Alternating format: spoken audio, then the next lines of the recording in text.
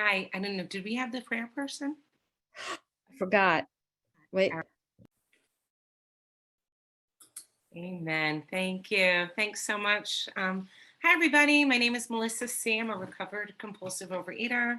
I live in New York, and welcome to the newcomers. In fact, tonight is a meeting designed specifically for the newcomer. It's one of my favorite topics. The topic is top tips for newcomers. And so I think it's a good, whether you're new or not, right? If you're looking to get help, it's good to have the mindset that you're new. And if you're someone who is ready to sponsor, it might be helpful for you too. So, I usually like to show, especially when there's new people, I like to show my photos. And I'm going to do a real abbreviated version because I think you guys have seen them to death. But I think there's one in particular I want to make sure that I can share, which is this one here. Can you see it? You give me a thumbs up. Are you able to see the screen? Okay. So this I love to see because my mom is even in the background. My mom is here right now. You want me to get the dog? And the dog said, "Come on, Jeff." So this is a picture here I'm going to show you for a second, and I'm going to move the dog for a minute for my mom so she can pass. And but there's a photo of me about 7. Come on, Jesse. Come on, Mama. Okay. There's a photo of me about 7 or 8 years ago with my mother. And this was me just before this meeting. I was like, "Mom, let me take a picture of you really quick." So, and I like to show the pictures because it's a visual demonstration of a miracle, right? That miracles happen. And for those of you who haven't, met me before, I think this is a powerful picture here, the one of me in the leopard shirt, because that was really where the worst possible spot that I was in with this disease. I was over 300 pounds. This is my second born child, my second living child. And I could hardly hold him because of the size of my body. And I loved him and I wanted him more than anything. And I couldn't wrap my arms around him to hold him. And he was so active, I couldn't chase after him. And I was beaten down by that thought. It just crushed me. And yet the pain of that still didn't get me to stop eating. And that's what it means to be powerless. I had a desire. I had the strongest desire. I had motivation and I had knowledge. I had a lot of knowledge at this point. I even knew what my alcoholic foods were. I knew what it meant to be abstinent, and I still couldn't do it. And that's what it means to be powerless. And fast forward, till today, right? Here was me and my mom right before the meeting. And these are, pictures of me, what I look like pretty much for the last number of years. And so with that was a really fast version of it. I really want to get to the topic, my top tips for newcomers. And this is like some things that I think are useful, right? Some of it is opinion. And if you're working with a sponsor whose opinion is different than mine, there are a lot of incredibly intelligent people in this program who may have a different top tips, ways that they work the program. And I do not in any way want to invite controversy. This is just what I found worked for me. And since it's my experience that got me well, and it's helped people that I've been able to help get well, it's what I have to pass along, right? So here it is, my top tips for newcomers. Okay, first one, meetings. I want to talk about meetings. If you're a newcomer, look for meetings and listen for people who are talking about recovery. They should be studying the steps, preferably studying the big book. That's where we get, the most powerful recovery from. A good meeting has fellows who are enthusiastically doing service. They jump right in there, happy to serve. People will greet you, welcome you, call you, and call upon you. That's how you know you've landed at a good meeting, if your phone starts ringing afterwards. If you go to a meeting and nobody offers you friendship or fellowship, move on to another meeting, right? That's not necessarily a great meeting. Or if you go there and everybody looks miserable and talks only about the food, it's not a place that's going to assist you in getting well. What I say is get well and then go back to that meeting and help those people, right? Um, Here's the way that the text describes a meeting. It's in a chapter of Vision for You on page 159.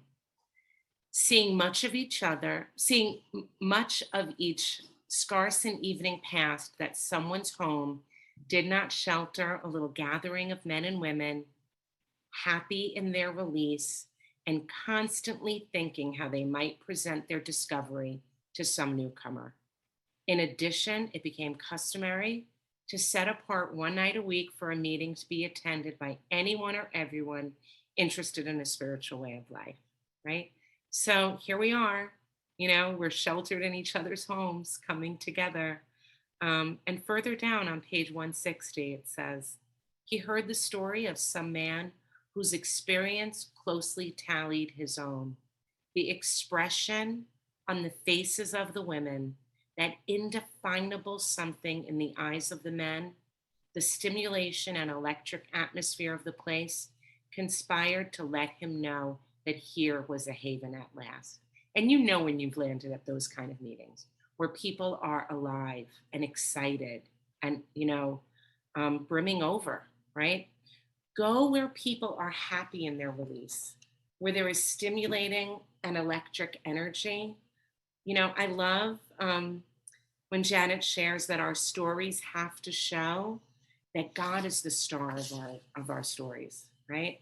Remember that the purpose of recovery is to get a relationship with God. That's the purpose. Meetings have to focus on spiritual growth. It can't just be diet with group support.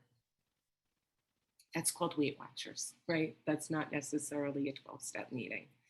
My newcomer tip in regard to virtual meetings, right? Because we're in the land of virtual meetings.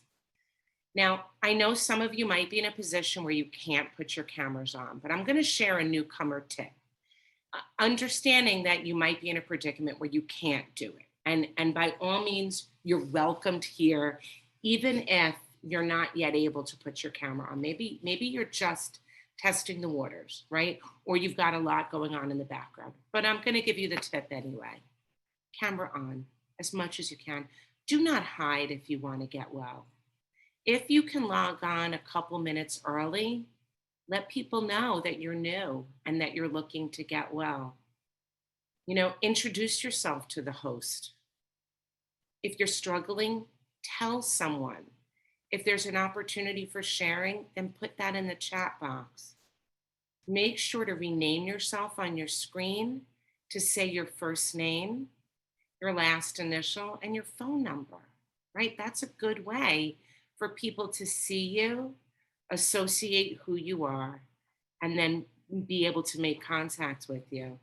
You know, what I say about the reason for having your camera on is it allows other people to know you.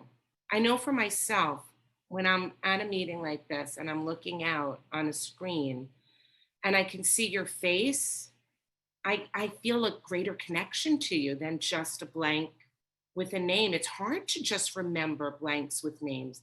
But if I can see you and I get like a little, sometimes you see their background, you get a sense of who they are, you get to know the person a little bit. It's a way of inviting us in. And I say, like, if you were showing up at a meeting and you wanted to get help, you would open the door and come in and sit down, right? You wouldn't be standing outside in the hallway with your ear pressed against the door. And sometimes that's what it feels like when the camera's off. And I'm also going to say, as someone who's speaking, it's much easier to communicate like with people who are smiling, who are looking at me, than just a name. It feels very impersonal when it's just a name. So it's just a good way for us to connect with one another. When I'm working with someone, I ask my sponsees to attend the meetings I attend. And for me, like, I have some meetings that I prefer. I like Vision for You in the morning. I think it's a good meeting. I like it preferably for me. I like the person on the same session as me. I know they run 2 different times, but I love when I'm working with someone new and I know they're hearing what I'm hearing. I feel like we're connected, you know.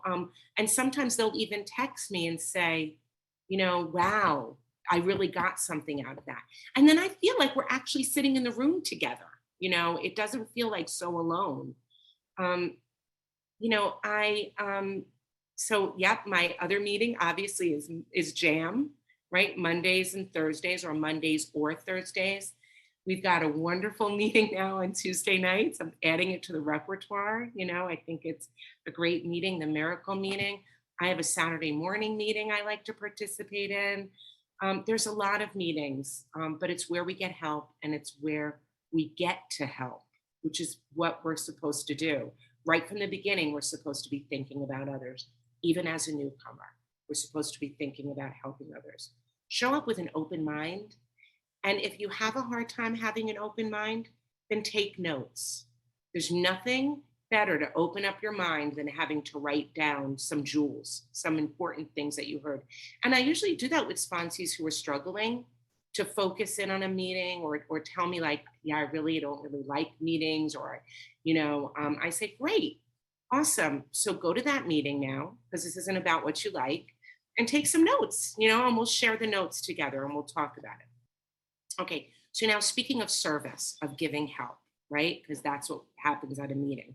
Service. Volunteer to read. If you're not abstinent and there's no abstinence requirement, you can read. You can say a prayer. Some meetings require 30 days or 6 months or a year in order to take on certain services, but most will let you read the 12 steps or traditions, or say an opening or closing prayer. In a face to face meeting, newcomers, my first job that I did as a newcomer was I set up chairs.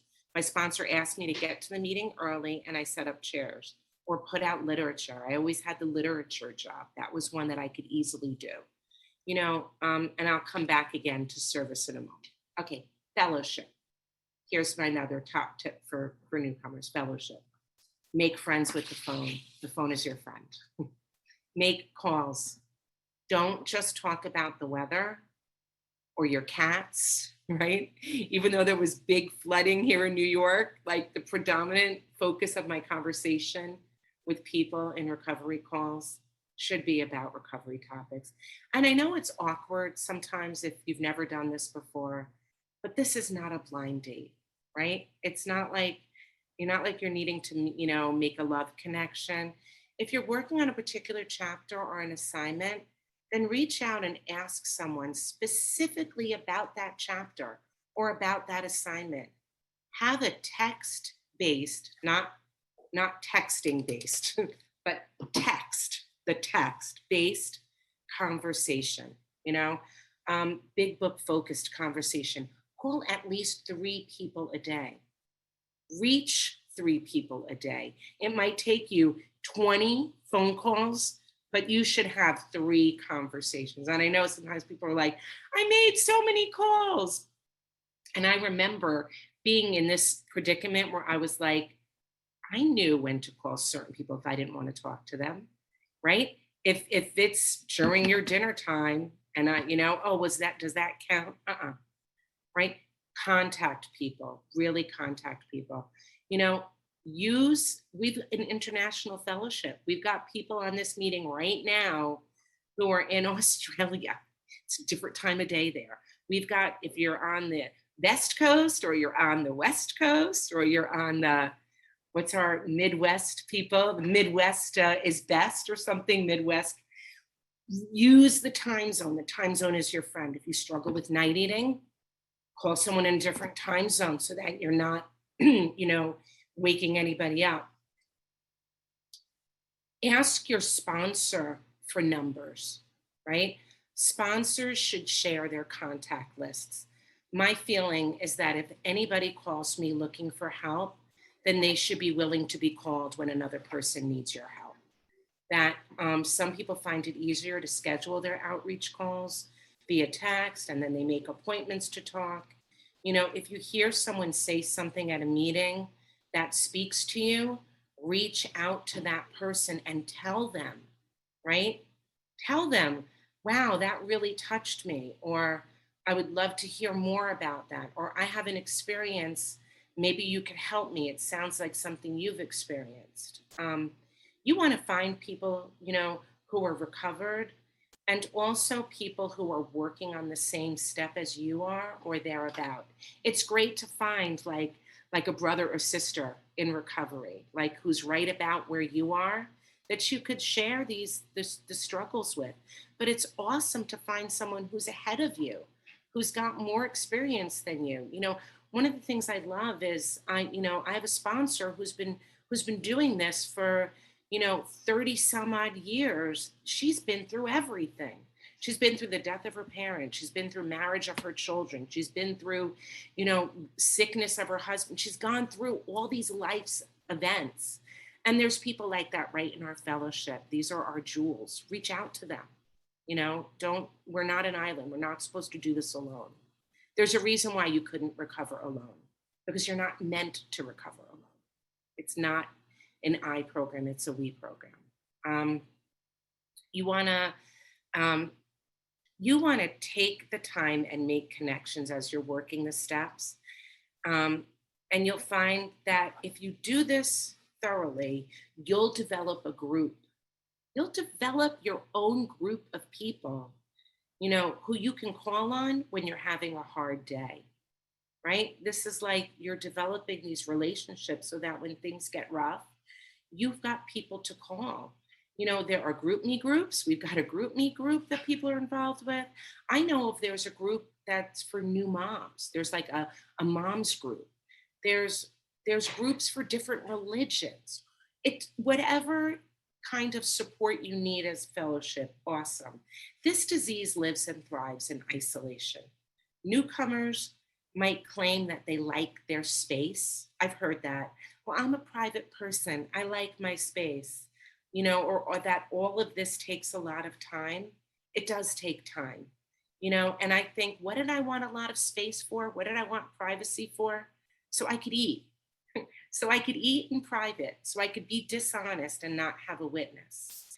I think about all the time that I took pursuing food, all the time I spent binging, hiding, planning, crying, dreaming about the life I was meant to live. And the time I put in my recovery is well worth it, right? Those of us who recovered know it. It's worth every minute of the time we put in. Other people have all the time to do what they want, but like we found out, or we do find out in step one, we're not like other people. We're different, we're distinct. And this is an important concept for a newcomer to fully understand. You cannot compare yourself to your sister who doesn't have this disease. You can't compare yourself to your friends who don't have this disease, right? If you fully accept that you're a compulsive overeater, you have a different set of rules to live by. And you require a lot of contact and time.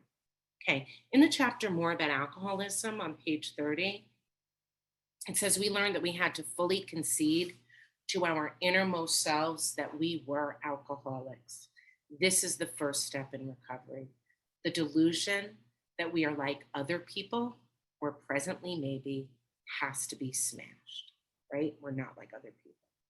And in the doctor's opinion, it says all these and many others have one symptom in common. They cannot start drinking without developing the phenomenon of craving. This phenomenon, as we have suggested, may be the manifestation of an allergy.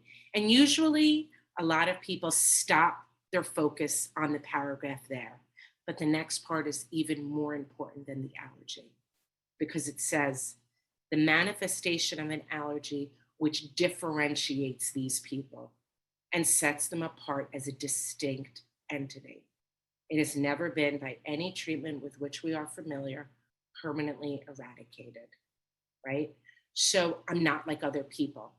I will never be like other people. I have a different set of guiding rules, right? The part that I want to stress again is the distinct entity, and the definition of distinct recognizably different in nature from something else of a similar type. So even when you get thin or at your perfect body, or have been abstinent for a number of years, or haven't binged and purged in a number of years, you might appear like you're like other people, right? You might seem like a similar type, but we're recognizably different in nature. We remain distinct. So I still have to call people, right? The beautiful thing is, I don't feel like I have to. I want to, right? Someone says, well, when do I have to stop making all those phone calls? The answer is when you no longer want to, right? Or when you no longer don't want to, right? That's it. When you want to do it is when you no longer have to do it. No one has to tell me that I have to do it anymore. Okay.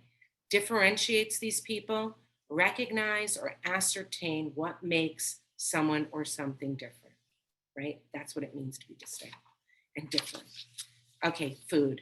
We're going to talk a little bit about the food, and I want to be careful here because I want to be careful, but I want to be clear. We come here because we have a food addiction.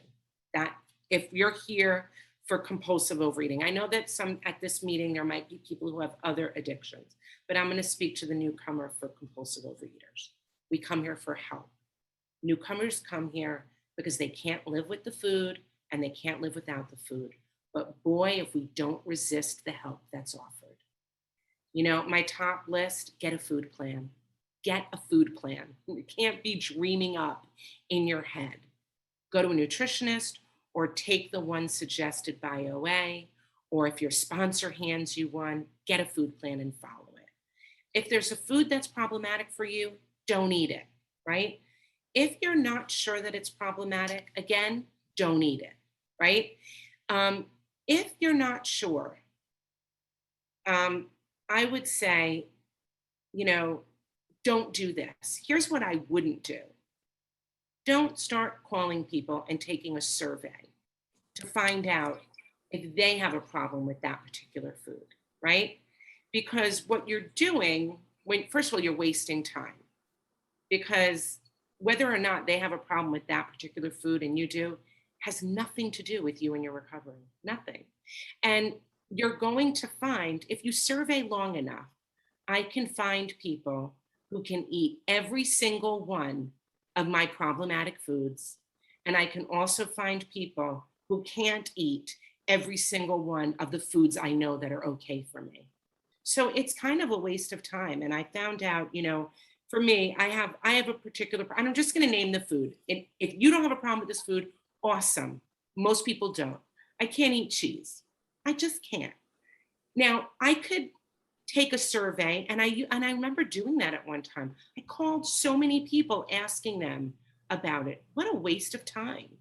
It was ridiculous. It's certainly, newcomer, don't waste your time doing that.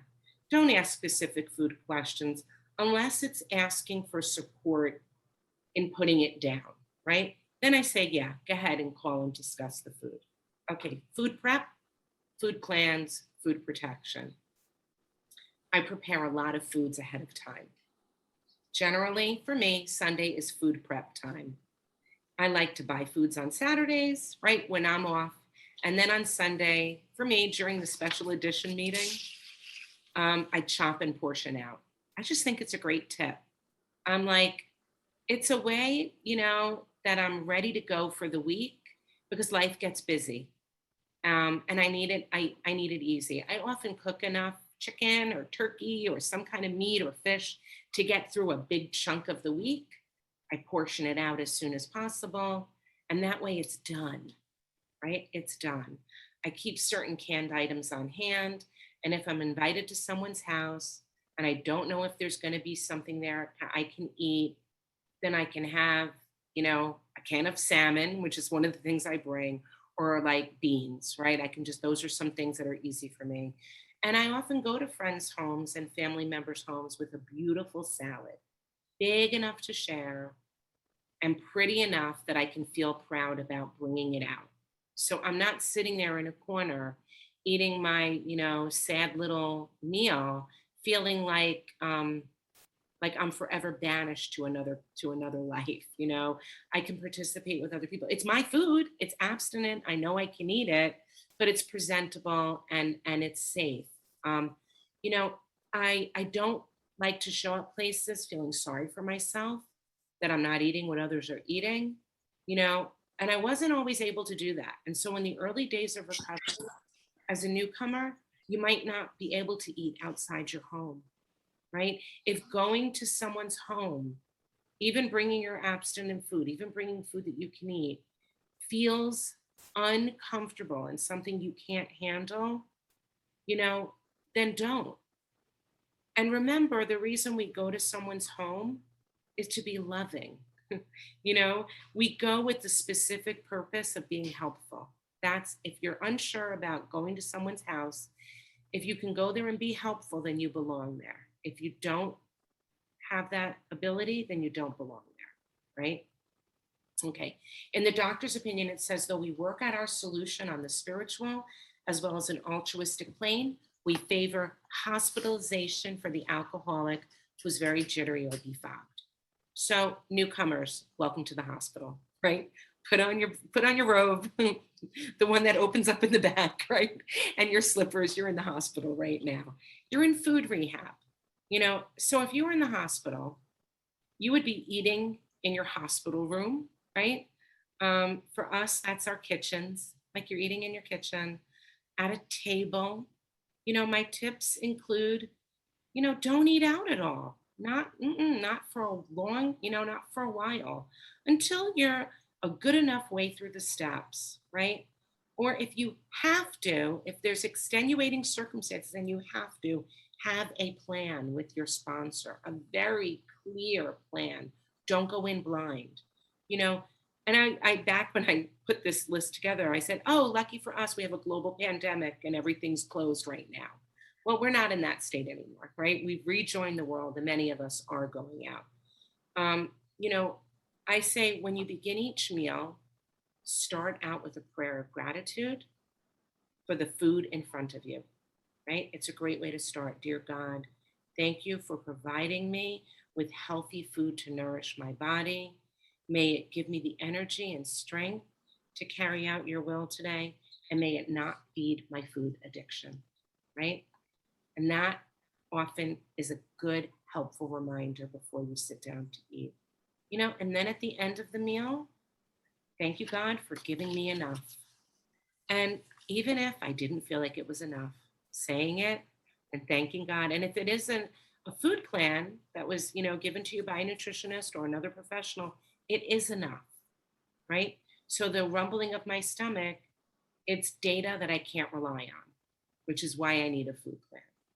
Okay, newcomers may want to have an accountability partner that they can do this with or with a sponsor. If you're having a problem with that, then text after each meal with a confirmation that you ate what you committed. This leads me to the idea of the committed food plan. Committed, not reported. There's a difference, right? What's the difference? When I make a commitment, what I'm really saying is I'm no longer making decisions what I will and won't eat in the moment. It's done already. My decision days about food are over. That ship has sailed for me. Being able to eat spontaneously and make choices about food spontaneously is a lie because I've never, ever been able to eat spontaneously. That sounds like someone who's free, and I was never free. So I can't eat in spontaneous ways, right? You have to have a food plan when you're new. You make a commitment. I say I had a chance to eat spontaneously and I blew it, right? And if that makes you upset, think back to what Dr. Bob said to himself. And in Dr. Bob's nightmare, he said, I used to get terribly upset when I saw my friends drink and knew that I could not, but I schooled myself to believe that though I once had the same privilege, I had abused it so frightfully that it was withdrawn. So it doesn't behoove me to squawk about it. For after all, nobody ever had to throw me down and pour liquor down my throat. And it's the same thing with the food. I had my chance and I blew it. I abused my right to eat spontaneously. That ship sailed. In fact, it's an illusion and it's a delusion. Where food is concerned, I've had nothing close to spontaneity because I was enslaved by it. And so I only thought I was freely choosing to just grab something. But the truth is, the food owned me. And I grabbed it and it grabbed me and took me for a ride, right? So I make a commitment. In step one, we found out that only an act of providence, that's a miracle from God, was going to save us. So in the morning, at the end of my prayer and meditation time, I write down precisely what I'm going to be eating, right? Because I need God's help. I need God to intervene between me and the food. And if ever I'm able to hear it, it's right after I've made conscious contact. I write it down right at that point. I commit it to my sponsor. And yep, I say I'm broken because I'm a grown up 52-year-old woman who needs to tell another grown up what I'm going to be eating each day. And for me, it's how I take step one on a daily basis. I still do it. Some people don't have to when they recover. I do. And I know for myself, I do. Um, you know, I do it today happily and rather routinely. It's like for me, it's like brushing my teeth or putting on my bra. I don't really have to think about it. It's just what I do before I walk out of my room, right? Um, and I don't fight any of those things. So when I found out if I make a committed food plan right after my prayer, if later on in the day I start thinking, I'd rather have a banana than the apple I committed, I'm pretty sure that that's not God anymore. I'm pretty sure it's me and my little self will trying to like get in there and think it can make decisions. You know, um, and when I answer myself, what I would suggest to sponsees, newcomers, is if you hear yourself saying, I'd rather have this, you can answer it with another response. You can answer the disease back. You can say, well, that's very interesting. Then have it tomorrow, honey. Right. And that's really what I say. I try to answer it in a very, speak to it like it's a spoiled child, because that's sort of what it is. It's that spoiled child inside of me. It's the small changes that I want to rationalize and justify. And, for me, it was like, I'm going to trade one thing for another. And it sounds small, but it's not. It's huge. It's where the dishonesty starts coming in, and I'm either surrendered or I'm not, right? And what happens is that, okay, so if I committed something and it's not available, right? My husband ate it or I didn't defrost it.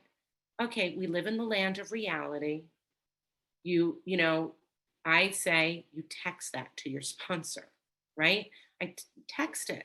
If the berries all went bad and I didn't realize it or my kid ate it, I don't have to have a fit. I don't have to scream and yell at my kids because that's not being other centered. That's being cuckoo. I merely report it, and then I have it. But I say it first. Um, you know, I also say be specific about your food when you're making your plan. Not vague. Shrimp is not fried shrimp. Chicken is not chicken parm, right? Be specific. If you're able to eat those things, then say it and be clear. No secrets. If you can have those things, no, I am not saying that that's not abstinent for you. I'm saying be specific about your food so that you're not being dishonest. Rigorous honesty is the only thing that counts. Be really clear, right? What I'm saying is that a committed food plan is an honest, committed food plan. Okay, now let's get to the step work. This is more important than the food. In More About Alcoholism on page 30, the persistence of this illusion is astonishing. Many pursue it into the gates of insanity or death. Okay, what illusion? The illusion that you are normal and can do this on your own or according to your own way. That's the illusion that's fatal. This is your chemotherapy, right? This step work, I heard someone say, well, she did nothing else but this. And someone else chimed in before the meeting, yeah, I think that's how that thing, isn't that how you're supposed to do it? That's how I did it too. Yes, yes, that's right. If you want to get well, this is your focus. This is what you're doing. You know, if you were diagnosed with cancer, you wouldn't postpone your chemo appointment because you had plans with your friends, right? You wouldn't say, well, I really can't go because I play bridge on Thursdays, right? If you had step work to do, like your chemotherapy, you do it. You would pretty much drop everything and attend to the business of getting well. And step work is not a hobby. It's not a hobby, right? It's a matter of life and death. It's not something that you're simply going to fit into your well structured, happy life, right? Remember, we have something permanent, progressive, and fatal. And we're here because our lives were not going well. That's kind of that's the prerequisite that you're living in a state of unmanageability. Um, you know, we're not people who can do this casually and offhandedly. This is life or death for me. This absolutely is life or death for me. I'm not doing this work with a newcomer for me unless they're convinced they have no other options left. It must be life or death for them too. And, by the way, if that's not where you are, that's okay. It's not the sponsor's job to convince anybody that this is a matter of life or death. Sadly, that's the disease's job. The disease will convince you. If you have this, the disease will do the convincing. The purpose of the step work is to form a relationship with God, to find power. If it's something I must get, then I'm going to put it first.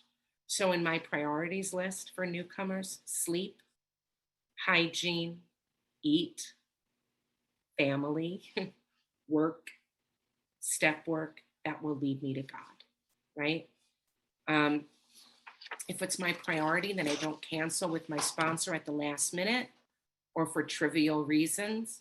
The only exception, I would say, to a last minute cancellation is our children. If you have young children, right, we have to attend to our children. Um, if they're young or in our care, newcomers should let their family know that they're getting help for their addiction and they're not going to be taking vacations right now or having dinners out right now. They should be told that we will be busy with meetings and with phone calls. Let the people in your life know. But our recovery should not take away from our parenting obligations unless you're in a position where you can hire a babysitter for some of those times, right? Or you can ask a friend for help. Obviously, we can't work on a spiritual connection with God, and allow our small children to go unbathed, hungry, or in dirty diapers, right? So when I've been on a phone call with a newcomer and I hear their kids screaming in the background, I tell them, please go get your baby. Like, go get the kid. Don't, that is not, and just like the same here, if you've got a parent that you're helping, right? That we're supposed to be other centered, right? But we have to remember we're not doing so well. We're pretty sick. And so we have to make sure that we're taking care of ourselves. We have to put the oxygen on ourselves. Set up a quiet space in your home where you can spread out your books, your highlighters, your pens, etc. Don't skip days of step work and assignments and readings because you're not speaking with your sponsor for a few days. This is not a test that you're going to cram for, right? This is a one day at a time, a day after day program. It's a life-changing transformation we're working towards, and it is reliant on daily application. People ask, how long does it take? I say, 2 months, 12 weeks is about the average length it takes for most people. But boy, have I been hearing some I'd say overachievers. We're landing in this world of crazy overachievers. Because actually you're playing a game right now called Beat the Clock. You are. This work needs to be done pretty quickly, thoroughly and intensively, because what you're relying on until you have sufficient power, right? Until you have a sufficient connection. A lot of the times you're going to be relying on willpower. And willpower is no match for this disease because we're powerless. And willpower has an expiration date, and that expiration date is unpredictable, right? So you've got to work quickly. All right, quick prayer and meditation. Super important. Newcomers, hugely important. We agnostics, page 44. To the one who feels he is an atheist or an agnostic, my dog is driving my mother crazy. Come on, Jess. Okay. To one who feels he's an atheist or an agnostic, such an experience seems impossible, but to continue as he is means disaster, especially if he's an alcoholic of the hopeless variety. To be doomed to an alcoholic death or to live on a spiritual basis are not always easy alternatives to face. And in There's a Solution, page 25, if you are as seriously alcoholic as we were, we believe there's no middle of the road solution. We were in a position where life was becoming impossible. And if we had passed into the region from which there's no return through human aid, we have but two alternatives. One, to go to the bitter end, blotting out the consciousness of our intolerable situation as best we could, and the other to accept spiritual help. This we did because we honestly wanted to and were willing to make the effort. These are requirements for newcomers. Honestly want to, willing to make the effort, seeking the spiritual solution. Okay, prayer. In the doctor's opinion, it says, I earnestly advise every alcoholic to read this book through, and though perhaps he came to scoff, he may remain to pray. So if you're staying, you're going to be praying. That's it. You've got to pray. More about alcoholism on page 43. It says once more, the alcoholic at certain times has no effective mental defense against the first drink. Except in a few rare cases, neither he nor any other human being can provide such a defense. His defense must come from a higher power. So those that are remaining, not the person merely checking out this whole OA step thing, but those who have conceded that they lack the mental defense, prayer is not optional, it's mandatory. Newcomers' prayer is mandatory. You know, it's important to remember that we're here because we need a relationship with power, not a better food plan, not a better design for living, but a relationship with God. And it's the God of your own understanding. We need a conception of God that will enable us, and I love Janet's prayer. Here's a great prayer for newcomers. God, I don't know if you're there. And if you are there, I don't know if you care. But if you are there and you do care, I need help. That's a great prayer for a newcomer. And I have a similar one that's based off of hers because I like to plagiarize and twist it around. And then I think it's mine. Here's mine. God, I don't know if I believe in you. And I don't know if you're interested in helping me, but I know others who believe in you. And they assure me that you are real and that you've worked miracles in their lives. And I need one of those miracles too. So if you're unsure, you can start with either of one of those prayers. And what I've been told is that prayer must be followed up with action. Prayer without action is called wishing. And I have had a lifetime of practicing wishing. It's clear it doesn't work. So what are the actions? Start with what you know. Honesty. No lying at all. Newcomers, no lying, period. Not to your boss, not to your husband, your kids, and certainly not your sponsor, right? Remember, your sponsor's helping you. Don't turn the help into a villain. Don't vilify the help by lying to them. The other actions are self-sacrificing actions, service. This includes your family, right? If you're unsure how to do service, start with the dishes. Why don't you do the dishes that are in the sink, right? Even if they're not yours, start in your home. Back to prayer. If you're not accustomed to praying, don't worry. That's why it's called a prayer practice. We practice it so that it becomes part of what we do. Do it consistently, daily for 30 minutes. I say find a spot where you're undisturbed, sitting up for me in a specific chair, and I open my heart and pray honestly. Remember that we need a relationship with power. And in order to have a relationship with anyone, I need to spend time with them, right? And trust them with my heart. You can start with, with the prayers, any prayers that you know. And I would say if you really commit to doing that, just wait until you see the changes take shape for you. And with that, I will pass.